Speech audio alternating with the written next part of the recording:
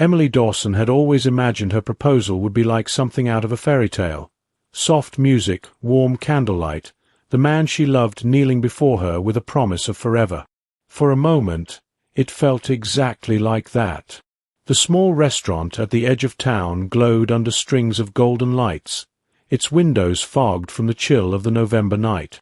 Couples sat scattered across the room, whispering over wine glasses, but Emily saw no one else. All her attention was on Daniel, the man she had given her heart to for the last 3 years. He was steady, dependable, the kind of man her parents approved of and her neighbors admired. He worked long hours at the hardware store, carried himself with quiet confidence, and always opened the door for her like a gentleman raised in another era. Tonight, he wore his best shirt, freshly pressed, the faintest trace of cologne clinging to him. Emily's cheeks burned as he reached across the table, brushed her hand with his, and gave that familiar smile, the smile that once made her believe she could trust him with her life. The waiter poured champagne and disappeared. Daniel cleared his throat, then stood, every eye in the restaurant turning as he moved around the table and dropped to one knee. Emily's breath caught. The sight of him kneeling before her filled her chest with warmth.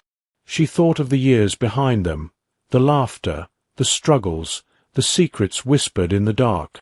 She thought of the future she had prayed for, the house with the white fence, the children playing in the yard. Her hands trembled as he pulled a small velvet box from his pocket. Gasps rose from the other tables, a chorus of anticipation. Emily pressed her fingers to her lips. Tears blurred her vision. She was ready, more ready than she had ever been. Daniel's voice was steady, almost rehearsed. "Emily," he said, his eyes locked on hers, "you are my whole world. Nothing matters but you and me. Say you'll be mine forever." He flipped the box open. At first, Emily didn't understand what she was seeing. The candlelight flickered over something pale, something that didn't shine. Her mind searched for a ring, a stone, a circle of gold. But inside the box, cushioned by black velvet, lay a severed finger. The nail was neatly painted, soft pink with tiny white daisies, a design Emily had seen countless times before. Her body went rigid, her breath frozen in her throat. It was not a ring. It was not a promise of forever. It was a piece of a human hand. Emily's heart thundered against her ribs as the realization slammed into her. She knew that nail polish. She knew that delicate shape of the finger. Her vision tunneled. Her stomach lurched. That was Sarah's finger. Sarah, her best friend since childhood, the girl who had vanished just a week ago, the friend whose photo still hung on lampposts around town. Emily's lips trembled as she looked up at Daniel. His face was calm, almost serene, as if he had just given her the most precious gift in the world. And in that instant, the dream proposal turned into a nightmare from which there was no waking. For a moment, Emily couldn't move. Her body felt paralyzed, as though the weight of the entire restaurant had pressed down on her chest. The laughter, the music, the clinking of glasses around her faded into a hollow ringing in her ears.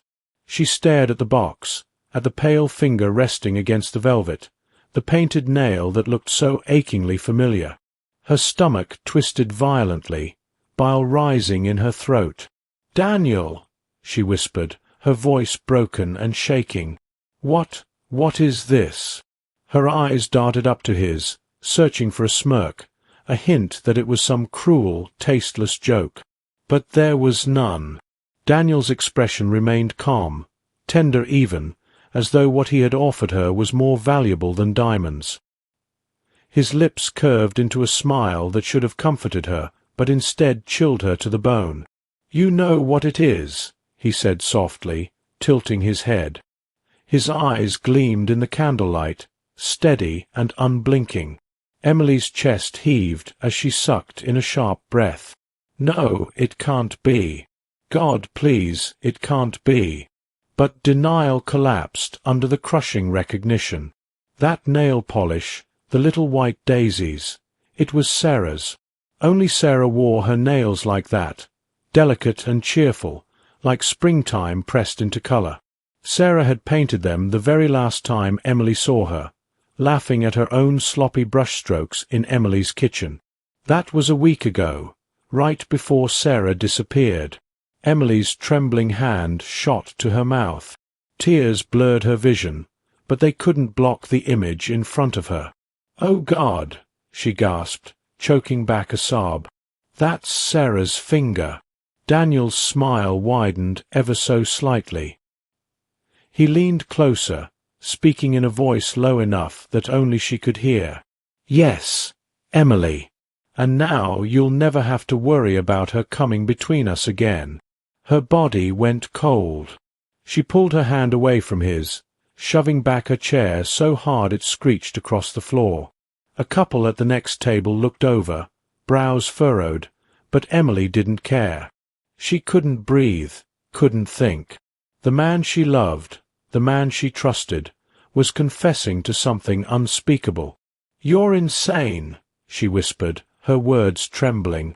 "This isn't love, Daniel. This is sick." But Daniel only sighed, almost disappointed. He stayed on one knee, the box still open, the severed finger glinting under the lights. "Don't say that. You don't understand. I did this for us. For you. So you'd know I'm serious, that nothing, no one, can take you away from me." Emily's heart hammered so loudly she thought it might burst. The air in the restaurant grew heavy, suffocating, as her eyes darted around for someone, anyone, who could help her. But how could she scream the truth in a room full of people who saw only a man proposing to his girlfriend? To them, this moment still looked like a fairy tale. They couldn't see the horror inside the velvet box. "Daniel, please," she whispered, her voice cracking. "Tell me this isn't real. Tell me Sarah's alive." His gaze hardened, just for a flicker, before softening again with unsettling tenderness. "She was a problem, Emily. She questioned us, doubted me. She didn't want you to be mine completely. So I made sure she wouldn't stand in our way. Don't you see? I've proven my devotion. This is what love looks like." Emily's vision blurred as tears spilled down her cheeks. She shook her head violently, her body trembling so hard she thought she might collapse. Love. No, this wasn't love. This was obsession, madness dressed up in the language of romance. Her knees buckled, and she gripped the table for balance. The world around her tilted, the restaurant spinning, voices muffled. She wanted to run, to scream, to tear the box from his hand and hurl it across the room. But her body betrayed her, frozen between fight and flight. And then Daniel rose slowly to his feet, still holding the box, his eyes never leaving hers. He reached out as though to embrace her, his voice dripping with the calm certainty of a man who believed every word he spoke. "You're mine, Emily. Only mine. And now you know how far I'll go to keep it that way." The finger in the box lay between them like a grotesque symbol of his devotion, and Emily realized with dawning horror that the man she thought she loved was not a protector, not a partner. He was a monster. Emily's mind reeled as Daniel's words echoed in her skull. "She was a problem. I made sure she wouldn't stand in our way." The air seemed too heavy to breathe, and for a fleeting moment her body swayed as if she might collapse right there. She gripped the edge of the table, fighting the urge to scream, but it wasn't Daniel's face she saw in her mind. It was Sarah's. Sarah's laughter, bright and unrestrained, drifted back to her like a cruel memory. They had grown up on the same street, running barefoot through summer fields, sharing secrets whispered under the covers during sleepovers. Emily remembered the way Sarah used to braid her hair before school dances, how she always told her, "Don't let anyone tell you who to be, Em. You're stronger than you think." Sarah wasn't just her best friend. She was her sister in everything but blood. And then came the most recent memory, sharp and unforgiving. Just a week ago, Sarah had sat at Emily's kitchen table, the smell of coffee filling the air. She had leaned forward, voice low but urgent, warning her once again about Daniel. There's something off about him. The way he watches you, the way he doesn't like me around. It's not normal. You need to be careful. Emily had laughed nervously, brushing it aside, not because she didn't believe Sarah, but because the truth was too frightening to face. She had told herself Sarah was overprotective, jealous maybe. She had chosen to trust Daniel instead. And now, staring at the finger with the pink nail polish, she realized Sarah had been right all along.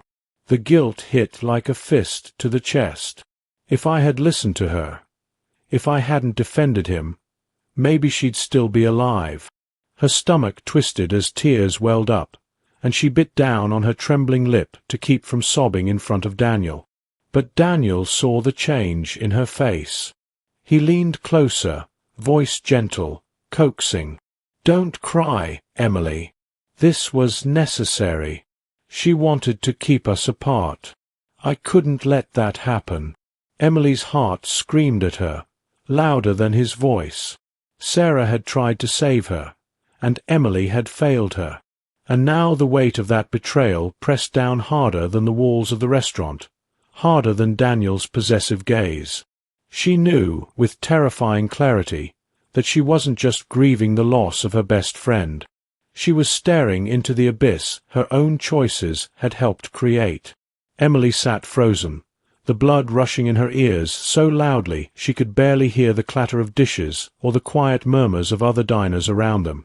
To anyone watching, it might have looked like a young woman overwhelmed by a romantic gesture.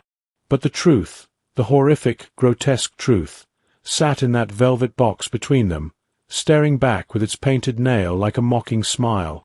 Daniel slid back into his chair, calm as ever, and reached for her trembling hand. She recoiled instantly, her chair scraping the floor again, but his grip was swift. His fingers wrapped around her wrist, firm, possessive, unyielding. His smile didn't falter. "Emily," he said softly, as though he was scolding a frightened child. "You're shaking. You don't need to be afraid. Not of me." Her voice cracked, barely louder than a whisper. "You killed her." Daniel tilted his head, eyes narrowing slightly, not in guilt but in irritation, like a teacher correcting a stubborn student. "Killed? No. Don't call it that. I freed us. Sarah was always interfering, always whispering doubts in your ear, making you second-guess me. She thought she knew what was best for you. But she didn't. I know. Only I do." Emily's heart hammered so hard she thought her chest might split open. Her lips trembled as she forced out the words. "This isn't love, Daniel. This is monstrous." His expression shifted, the softness giving way to steel. He leaned across the table, his voice a low growl wrapped in honey. "Monstrous? No, Emily. What's monstrous is her trying to wedge herself between us. What's monstrous is this world that would rather see us apart than let me prove how much I love you. Do you think some shiny little diamond would ever show you the depth of what I feel? No. This," he tapped the box with one finger, reverently, "this is proof." Her stomach churned. She wanted to scream, to run, but the weight of his words pinned her in place. His eyes, once warm and inviting, now burned with a feverish intensity that made her skin crawl. "Do you know what I felt," Daniel continued, his voice steady, almost serene, "when I saw her trying to poison you against me? I felt rage. But not for me. For us. For you. And I swore I would do whatever it took to protect what we have. You're mine, Emily. Mine alone. And I won't let anyone steal you away." Tears stung her eyes, but she refused to let them fall. She shook her head desperately. You think this is protection? You think this is devotion? You've destroyed everything. You've destroyed her. And you've destroyed us. For a flicker of a second, Daniel's smile wavered. His jaw clenched, his eyes darkened. But then, almost as quickly, he relaxed again, exhaling through his nose as if she simply didn't understand yet. He leaned back in his chair, folding his hands neatly on the table, his posture that of a man who believed he was entirely justified. "You'll see it, Emily," he said. "Maybe not tonight. Maybe not tomorrow. But you'll understand. This was necessary. She had to go. And when you realize that, when you finally accept it, you'll thank me. You'll see that I've given you a gift no other man could ever give.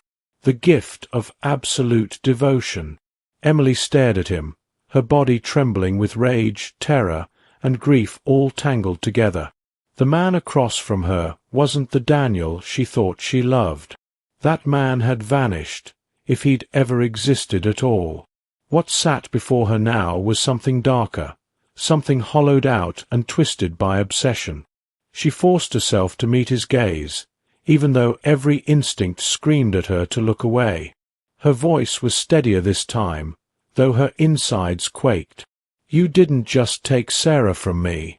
You took away every bit of trust one ever had in you. And I swear, Daniel, someday, somehow, you'll pay for this." For the first time all evening, his smile disappeared completely. His eyes flickered with something cold and dangerous.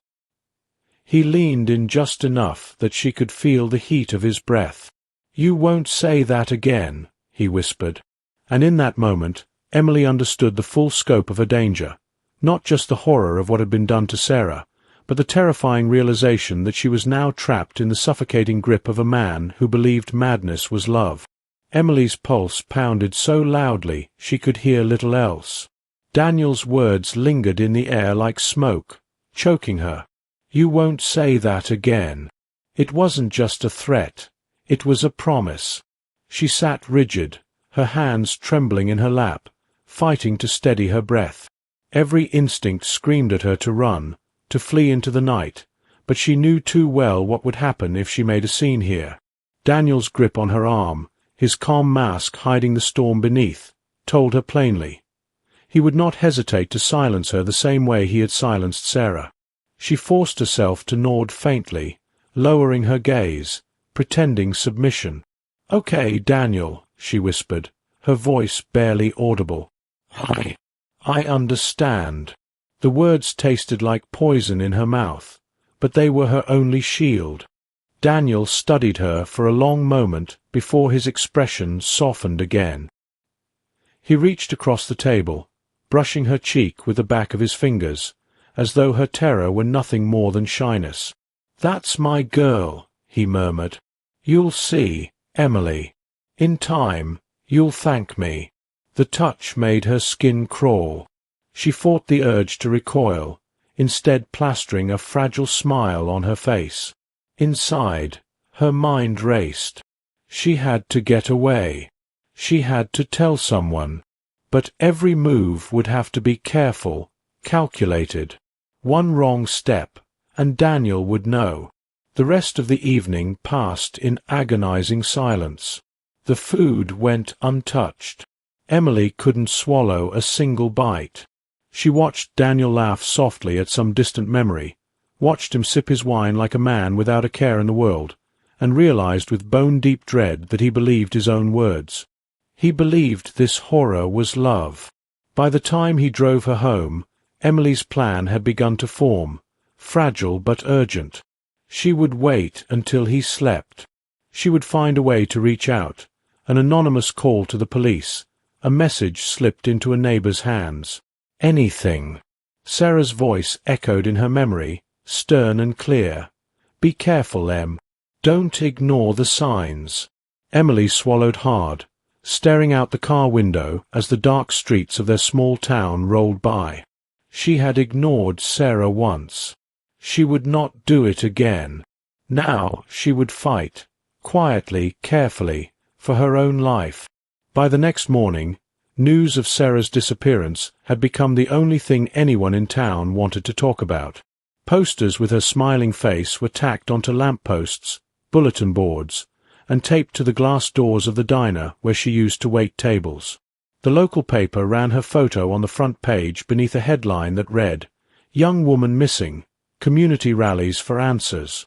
People spoke her name in hushed tones, their voices heavy with worry and speculation. At the grocery store, neighbors whispered between aisles, their carts idle. "Maybe she ran off with someone," one woman suggested, her tone doubtful. "She was always restless." Another shook her head firmly. "No, Sarah wasn't like that. Something happened to her. Something bad." The sheriff's office confirmed an investigation was underway, but behind closed doors, frustration was growing. No forced entry at her home, no obvious signs of a struggle, no note left behind. Just vanished, as though the earth had swallowed her whole. Emily listened to the chatter with a hollow heart. She walked among these people, nodding politely, forcing her lips into the faintest smile when they offered condolences, but inside she was screaming. She didn't just vanish. She's gone because of him. And I'm the only one who knows. Every glance felt suspicious, every question a test. When the sheriff himself stopped her outside the post office to ask if she had heard from Sarah in the days before she disappeared, Emily's throat tightened. She wanted to blurt it out, to tell him everything, to beg for protection. But Daniel's voice hissed in her memory, low and threatening. "You won't say that again." She swallowed her words and shook her head. "No, Sheriff. Not since last week. We were supposed to meet for coffee, but she didn't show." Her voice cracked, genuine tears filling her eyes, not just for Sarah, but for the lie she was forced to tell. The sheriff patted her shoulder gently. "If anything comes to you, no matter how small, you call me. You understand." Emily nodded quickly, clutching her purse to her chest as though it could hold her upright. She promised she would, but deep inside she knew the truth. She couldn't risk making that call. Not yet. Daniel was always watching. That evening, at the town's prayer vigil, Emily stood among the crowd outside the church. Candle flames flickered in trembling hands, voices lifted in hymns for Sarah's safe return. Emily bowed her head, but her prayers were jagged with guilt. I should have protected her. I should have listened. Tears streaked her cheeks as she sang, her voice breaking, while beside her, Daniel stood straight and solemn, his arm wrapped tightly around her shoulders for all the world to see. To the townspeople, he looked like a devoted boyfriend offering comfort in tragedy. But to Emily, that arm felt like a shackle, a reminder that she was bound to a secret so dark it threatened to consume her. And as the candles burned down to wax and silence, she knew that if she didn't act soon, she wouldn't just lose Sarah, she'd lose herself too. That night, Daniel insisted on driving Emily straight home from the vigil. His hand never left her shoulder, guiding her through the crowd of mourners as though he were a guardian. To everyone else, it looked like a tender gesture, him supporting his grieving girlfriend. But Emily felt the pressure of his fingers digging into her skin, a silent warning that she belonged to him. When they stepped inside her small house, Daniel locked the door with a deliberate click. Then another. He slid the chain across the top and turned the deadbolt as well. The sound of each lock falling into place sent a chill down Emily's spine. She realized she was not just in her home anymore. She was in a cage. The air between them was suffocating. Daniel moved with ease, setting the velvet box on the kitchen counter as though it belonged there, like a keepsake instead of evidence of horror. Emily's stomach churned every time her eyes landed on it, but she forced herself to sit at the table, pretending calm. "You were perfect tonight," Daniel said, leaning against the counter, arms folded. His voice was smooth, steady. The way you cried at the vigil, the way you held my hand, it showed everyone how much we loved Sarah. No one will ever suspect a thing." Emily's heart stuttered. She nodded faintly, swallowing hard. I just want her back." The truth of the words nearly broke her voice. Daniel's eyes softened, though the warmth in them felt false. "She's not coming back, Emily. That's why you have me. That's why you'll never need anyone else again."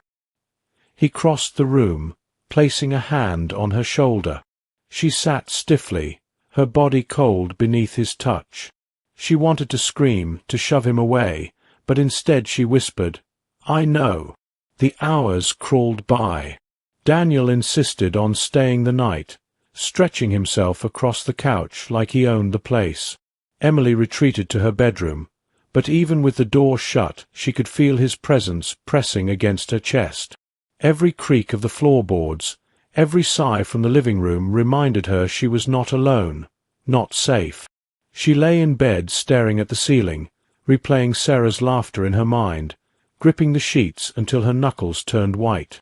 A plan flickered in her thoughts, fragile but growing. She needed to get word to someone outside, to slip a message past Daniel's watchful eyes. But how? He was always there, always listening. As midnight passed and silence draped the house, Emily's body trembled with exhaustion, but her mind refused to rest. She knew one thing for certain: if she didn't find a way out of Daniel's grip, she would end up just like Sarah. And so she lay awake, in a house locked from the inside, trapped with the man she once loved, praying for dawn, and for a chance to survive.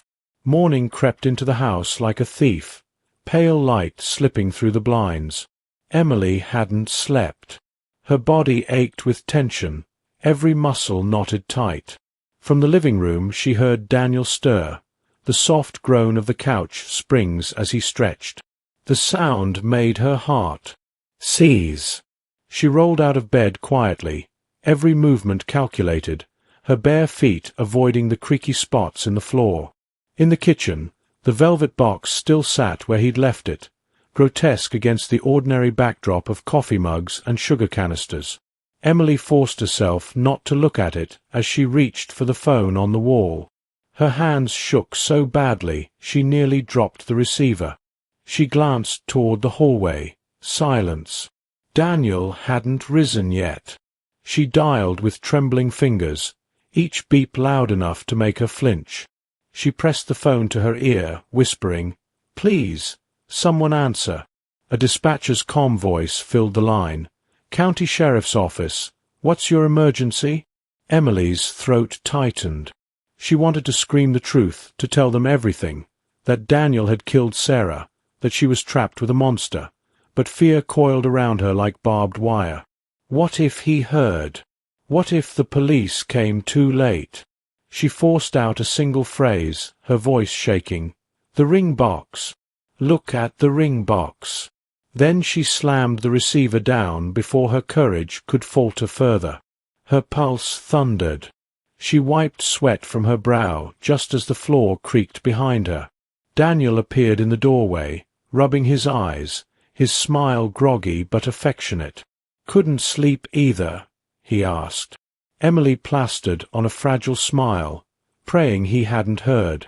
"Just making coffee." He stepped closer, brushing a hand along her arm.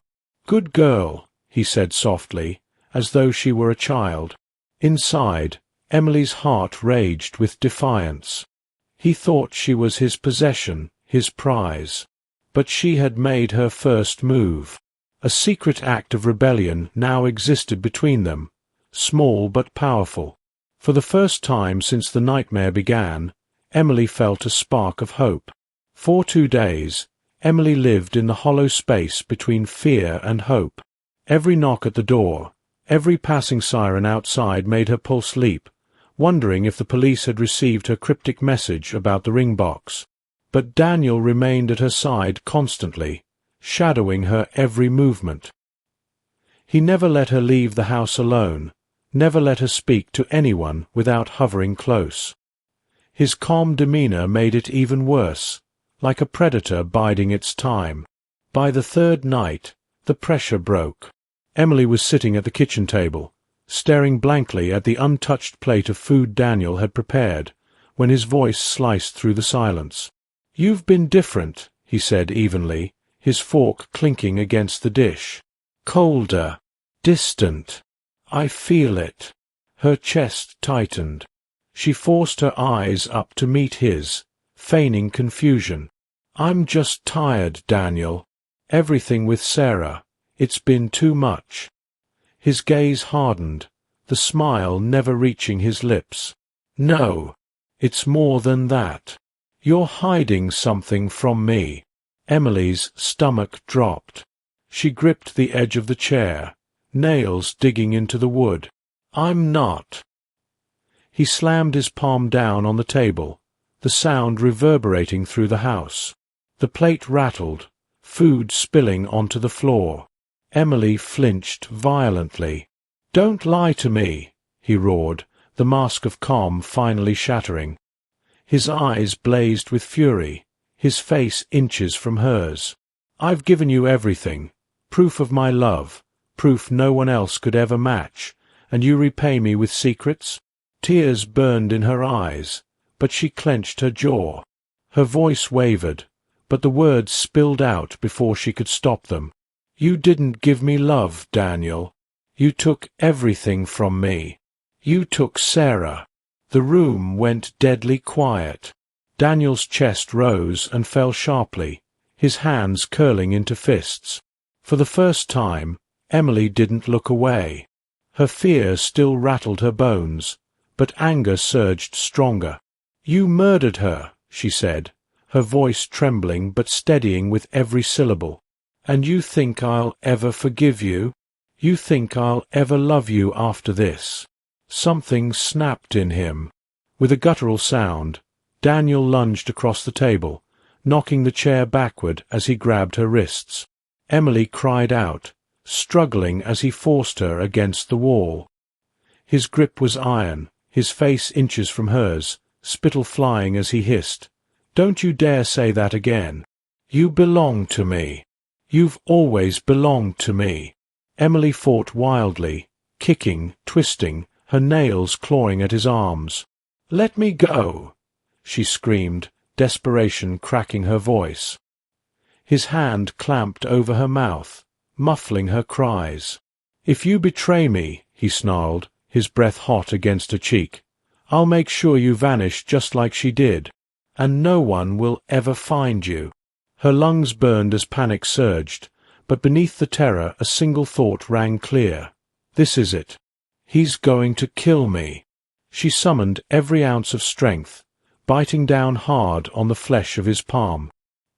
He yelped in pain, jerking his hand back, giving her the briefest chance to shove him away. She stumbled, grabbing the nearest object, a heavy glass vase from the counter, and swung it with all her strength. The vase shattered against his shoulder, shards exploding across the floor. Daniel staggered, stunned, but not down. His glare turned murderous, his body trembling with rage. Emily's chest heaved, her hands bleeding from the glass, but her voice cut through the tension, hoarse and defiant. "If you love me, then let me go. Because if you don't, Daniel, you'll lose everything." For a heartbeat, neither moved. His jaw clenched, his nostrils flared, and Emily braced for the final blow. But outside, the sudden wail of a police siren pierced the night. Daniel froze, his eyes widening, and Emily realized with a flood of relief and terror that her desperate message had been heard. The siren's shrill cry grew louder, flooding through the thin walls of the house. Red and blue lights flashed against the windows, painting the kitchen in pulsing shadows. Emily's chest heaved, relief colliding with terror. "They're here. God, they're really here." Daniel's body stiffened. He whipped his head toward the window, then back at her, rage burning in his eyes. "What did you do?" he snarled, his voice sharp and guttural. Emily's legs shook, but she forced herself to stand tall, clutching her bleeding hands against her chest. "I told them," she whispered hoarsely. "I couldn't let you get away with it. Not with Sarah. Not with me." Daniel's expression twisted into something monstrous, betrayal and fury intertwined. For a moment, she thought he would lunge again, but the pounding on the front door froze him in place. "Sheriff's Department. Open up." Daniel's jaw clenched. He stepped back, his chest heaving as though calculating whether to run, to fight, or to surrender. His eyes flicked to the velvet box still sitting on the counter, the grotesque symbol of his devotion. The door splintered under a heavy kick. Deputies stormed inside, weapons drawn, flashlights cutting through the dim room. Emily stumbled forward, her voice cracking. "He killed her. He killed Sarah." 2 officers grabbed Daniel, forcing him to the ground as he thrashed, shouting curses. "You don't understand," he howled.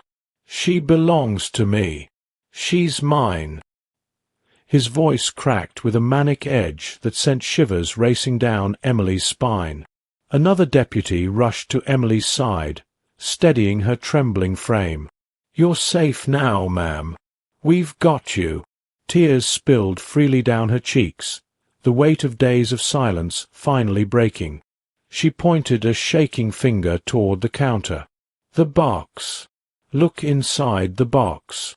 One officer lifted the velvet case with gloved hands. When he flipped it open, his face hardened, jaw tightening. He passed it silently to the sheriff, who had entered moments later. The sheriff's lips pressed into a grim line as he looked at Emily, then back at the man restrained on the floor. "Get crime scene down here," the sheriff ordered. His voice was steady, but his eyes carried the gravity of what they had just uncovered.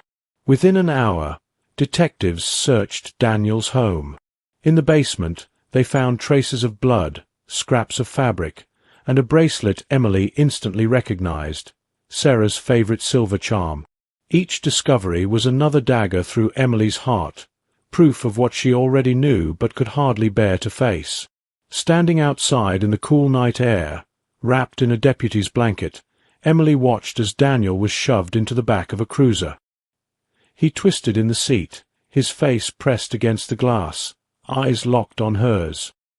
His lips moved, silently forming the words, "You're mine. Forever." Emily turned away, her body trembling. The sirens faded into the distance, but their echo lingered, heavy with the truth that had finally come to light. News spread through the town like wildfire. By dawn, everyone knew that Daniel had been arrested, and that Sarah's remains had been partially recovered from his basement. The horror of it shook the quiet community to its core. Yet as the shock settled, whispers began to divide neighbors and friends, splitting the town into camps of sympathy and suspicion. At the diner, regulars sat with coffee cups clutched tight, speaking in low tones. "Poor Emily," one woman murmured, her eyes soft with pity. To think she loved a man like that, and all the while he was hiding a monster inside him. But another customer shook his head. "I don't know," he muttered. How could she not see the signs? Maybe she looked the other way. Maybe she wanted to believe too badly. At church on Sunday, the pastor's sermon about deception and blind faith seemed to cut deeper than Scripture.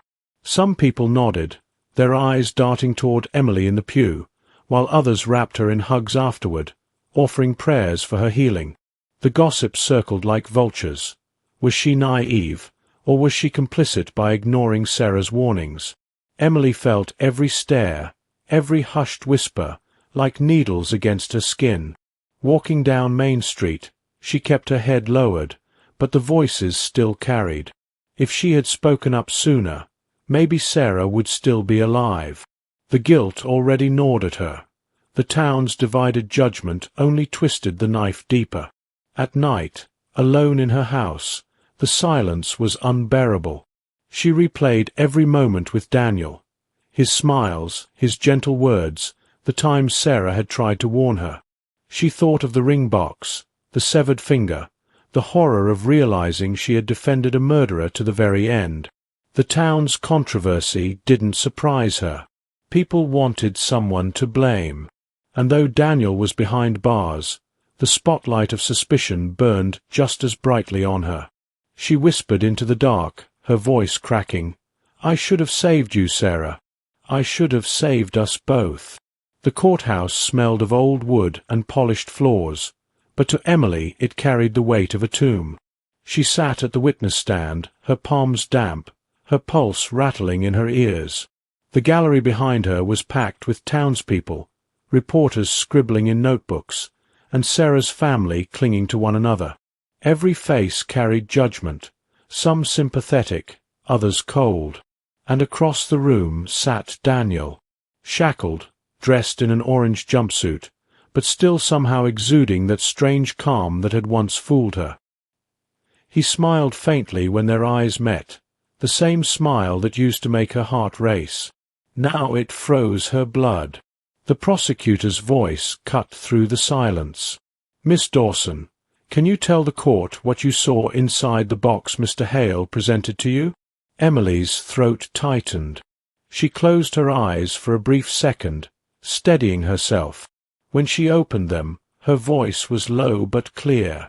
"A finger. My best friend Sarah's finger.